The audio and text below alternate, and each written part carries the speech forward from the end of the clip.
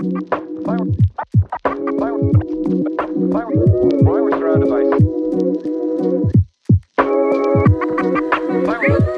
ladies and gentlemen and welcome to School Science. My name is Luke and this is the Everton Stadium update for the 30th of the 3rd, 2024. Now we've tried something a little bit different here, so what I've decided to do was I wanted to try and start off the clock and move over towards the stadium because I just figured it'd be a nice little change of things, you know, because we always start at these stands doing all the pan downs and everything, so I figured why not try something a little bit different. And you know what, I'm pretty happy with it, it looks rather nice. But yeah, as we go across these stands at the moment, so the major thing that stands out to me right now is just the amount of work that's happened on the cladding. So as you can tell, there's not very much of an update when it comes to the barrel cladding, but that can't really be done with right now until they actually finish the East Stand's roof cladding. So that's one we need to take account for the time being. But that just tells you that the progression that they're doing right now is really going along rather well.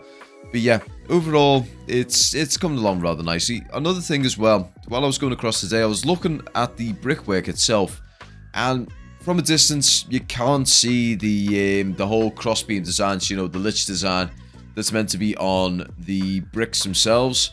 So it's meant to sort of be subtle, but it's subtle to the point where I can barely see it. So they do need to actually get onto the site when it's finished and actually get them a little bit more profound. But yeah, as we whiz along the fan plaza right now, so you notice there's an awful lot of brickwork there. So what's happened now is they finished the first phase of the fan plaza. You can also see right by where the hydraulic tower is. They've got a nice little brick design there. Someone was mentioning something about a wave design. I can't really tell from my point of view right now, but I'll pay attention to that next week. So we'll actually try and get a closer shot of that so we can actually have a look at it properly. But yeah, so they're pretty much, I'd probably say they're about 90% done with the first phase. The main things that they need to sort out right now is pretty much where the main entrance is. So they need to get the brickwork installed there. Whether they're going to do identical bricks to what they've got there, or whether they do specialized ones for like being an actual roadway, I'm not too sure. Time will tell. It's that usual thing. But looking over it, the rails are mostly done. The lights are pretty much mostly done.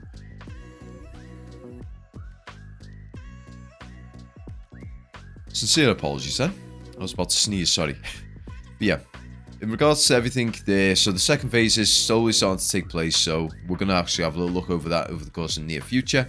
But right now we're going to have a little look at the south stand. So I've got it on a very low sort of angle at the moment, so this is just on the 50-meter mark and the camera is tilted slightly downwards so we can actually see things underneath.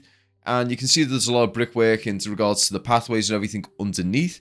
And they're also getting everything ready as well for the Everton Way, apparently. So pretty much what they're doing right now is getting all the cement and everything done. So they've got a nice flat surface to place the bricks and everything. And a few people have actually mentioned as well, Nick's mentioned it on his channel, that there hasn't been too much of an update when it comes to the Everton Way bricks. I mean, I've got one myself, so it's pretty much the 3 generations of Evertonians. So my granddad, my mum and myself, all on that brick. And to be honest, I haven't heard very much apart from the receipt saying, oh yeah, you've done it. I haven't heard anything in regards to saying, oh yeah, the brick itself's been made now, it's going to get put in at this date, or the brick's in the process of being made. I've heard nothing of that regard, so it's a little bit disappointing that they haven't really kept us up to date of what's going on. But to be fair, there's an awful lot of those bricks. I think it's something along the lines of 13 or 14,000 of those bricks are going in. So it's not surprising that they've not been able to basically say, oh, your brick is this one in the line. But yeah, looking over the south stand right now, so they've got the insulation now coming on. So I believe they've actually had the insulation going on last week, and they've pushed it along. So now you can actually see where the southeast corner is. That's all insulation, everything. So you're going to get the next stage of it getting put on, and then from there they're going to probably be close to the final part of the cladding. Again, solar panels, I'm not sure whether they're going to go on the north stand or the south stand. In the render it says the south stand, so I'm anticipating it to be the south stand.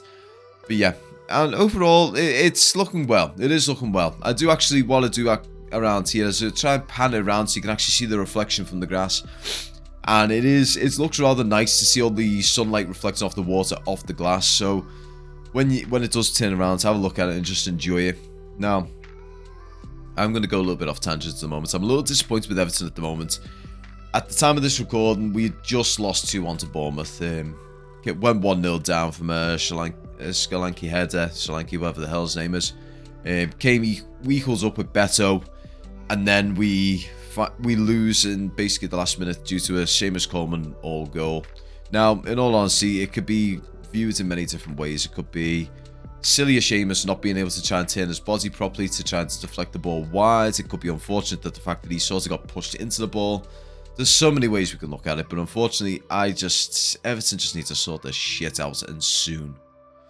But yeah, tangent over. We're going to now move over nicely to the West Stand. Now, just bear in mind, at the very end of this video, there was actually meant to be more of this video, but unfortunately, my drone signal cut out from here, so it did screw things up rather monumentously. But that West Stand is looking rather beautiful right now, so the main layer, like the concrete and all the stairways and everything, most of them are pretty much done. There's a few little sections here and there that need to be put in, so you can actually see them here pretty much right by the centre. But underneath there, the space under there is absolutely massive. I mean, you can see construction vehicles right where the entranceways are and everything. And you're talking about probably about 20 to 25 feet of height when it comes to the actual gap underneath. So being able to traverse under there, it's going to be a nice massive space under there. And I'm excited to actually see that when it's completed. And on top of that, you can also see the West Stand barrel cladding is coming along rather nicely. So I do actually pan over to the North Stand rather quickly, but you can actually see it rather nicely there as well. So as we look over the north side at the lower view, so you can see there's a lot of space in there, and there is a massive amount of, there's a couple of big gaps there, so the northwest corner. From what I've been told, that's where hospitality and everything, so where food and all that sort of stuff, that's where it's going to be getting directed in. So they're going to drive into there, and then it all gets distributed across the 4 stands. On top of that, if we ever have music events or anything along those lines, that's where all that sort of equipment will get pushed through as well. It's nice to see the glass as well. The glass itself is nice and fully done there at the main back wall.